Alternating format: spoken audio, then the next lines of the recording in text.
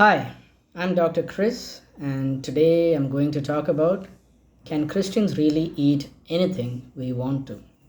The passages I'm going to deal with are Isaiah chapter 66, Matthew chapter 15, Mark chapter 7, Acts chapters 10 and 11, Acts chapter 15, Romans chapter 14, and Colossians chapter 2. Isaiah chapter 66, verse 17. This verse very well could be referring to the end times, in which case we as Christians should not be eating pork. Matthew chapter 15 and Mark chapter 7, the entire passages dealing with food begin and end with the washing of hands. And so it is the washing of hands that is being linked to whether one is defiled or not, and it has nothing to do with the food being eaten. In fact, even Peter later on in the book of Acts, when he is told to kill and eat the unclean foods that he sees in the visions, Peter refuses to do so because he doesn't recognize that one is allowed to eat unclean foods.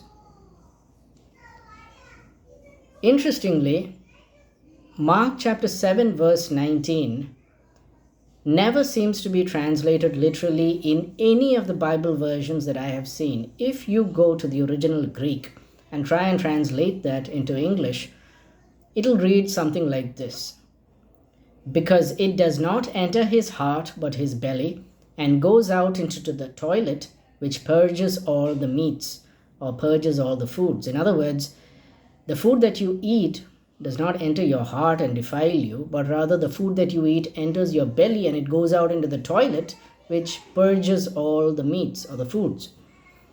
So it's not talking about whether a food is declared as clean or unclean, but rather it's talking about something completely different.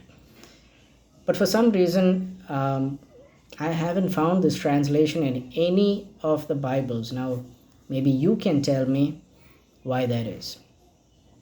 Acts chapters 10 and 11, we're talking about Peter's dream here. Peter himself explains his dream in Acts chapter 10 verse 28, when he links those animals, those unclean animals, as referring to Gentile humans. And he recognizes that it is not an excuse for eating anything we want to, otherwise he would have used that as an excuse to eat anything we want to. Of course, he doesn't mention about eating anything we want to over there, but his explanation of the dream has to do with unclean animals being referred as a referent to the Gentiles.